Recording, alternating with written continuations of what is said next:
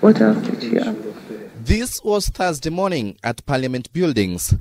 Raychelle Omamo, the Cabinet Secretary who was recently moved to the Foreign Affairs docket from the Ministry of Defence, appearing before the Committee on Defence and Foreign Relations to answer queries over the government's preparedness for possible coronavirus infections and over status of Kenyans in China, the country had hit by coronavirus. I now wish to respond to the petitions. At the top of the list for members of the Kato Olemetito-led committee was an explanation as to why a flight carrying passengers from China was allowed into the country. It is a decision that was made with the best interests of the country at heart.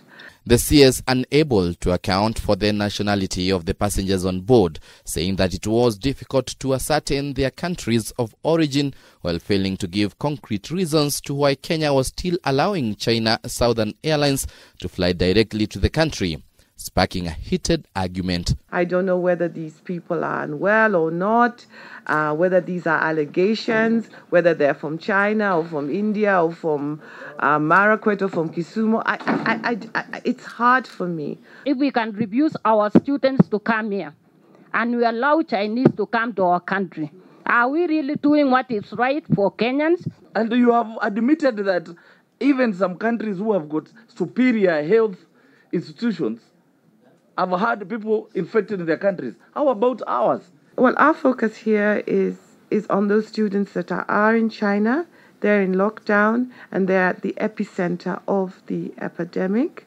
And therefore, we have to deal with them in a more delicate and sensitive way. I don't know why we can allow a whole flight with 239 passengers to land from Guangdong, if I'm not wrong, which is the second highest after Wuhan, to land and we say self-quarantine. How do you monitor self-quarantine? I can't go into the intricacies of the disease.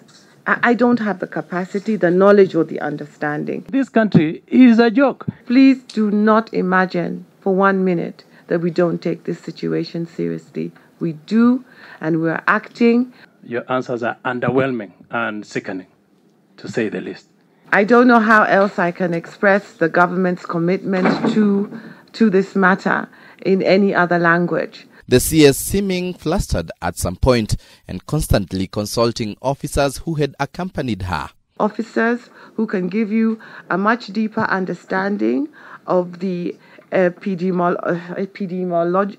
How do you pronounce that word? The CS further infuriated a section of the lawmakers with her response when questioning on possibility of evacuating Kenyans in Wuhan and whether Kenya's ambassador to China, Sarah Serem, had given up on the matter. Why don't you use that money to fly them out if they're not infected, instead of every time sending them money? We continue to monitor it and also to ascertain what circumstances would make an evacuation necessary. She said she has directed all her energies towards the Most High God. Now that's a statement which came when the student wanted to hear what the government is doing to them.